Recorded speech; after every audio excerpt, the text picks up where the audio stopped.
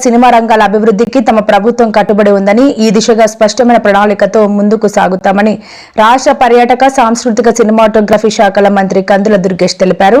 సచివాలయంలో ఏర్పాటు చేసిన మీడియా సమావేశంలో ఆయన పలు కీలక విషయాలను వెల్లడించారు.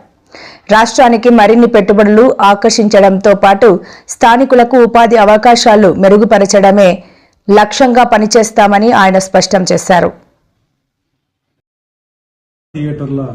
బంద్ అనేటువంటి తీవ్రమైన నిర్ణయం తెర మీదకు వచ్చిన తర్వాత ఎందుకు ఈ వాతావరణం కల్పించబడుతుంది,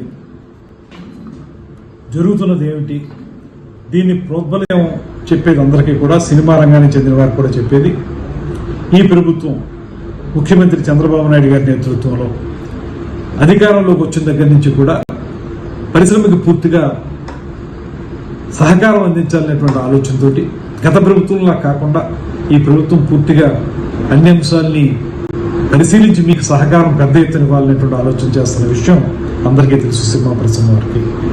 దాంతోపాటు ఉప ముఖ్యమంత్రి పవన్ కళ్యాణ్ గారు స్వయంగా ఆయన సినిమా రంగం నుంచి వచ్చారు.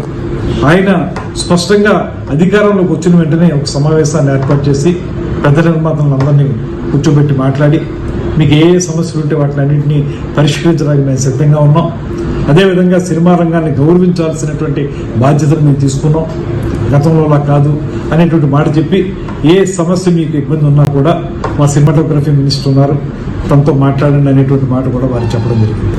కేవలం అంతవరకు పరిమితం మాత్రమే కాకుండా ఎప్పుడైతే ఏ రకంగా సినిమా థియేటర్లకు సంబంధించినటువంటి ప్రైస్ హైక్ చేసుకోవాలనుకున్నారో వాళ్ళు, అది మాకు ఒక అప్లికేషన్ పెట్టడం, దాన్ని ప్రతి సినిమాకి కూడా ఏదో స్థాయిలో ఆ ప్రైస్ని హైక్ చేయటం, ఇవన్నీ జరుగుతూ వస్తూ ఉన్నాయి. ఏ నిర్మాత కూడా ఇబ్బంది పడినటువంటి పరిస్థితి. అదేవిధంగా సినిమా నిర్మాణం జరిగేటప్పుడు రాష్ట్రంలో ఎక్కడ ఏం జరుగుతున్నా కూడా వారికి ఏ అనుమతులు కావాల్సి వచ్చినప్పటికీ కూడా వెంటనే స్పందిస్తున్నాం. ఎక్కడైనా చిన్న చిన్న ఇబ్బందులు ఉంటే వారు చాలా సందర్భాల్లో నిర్మాతలందరూ కూడా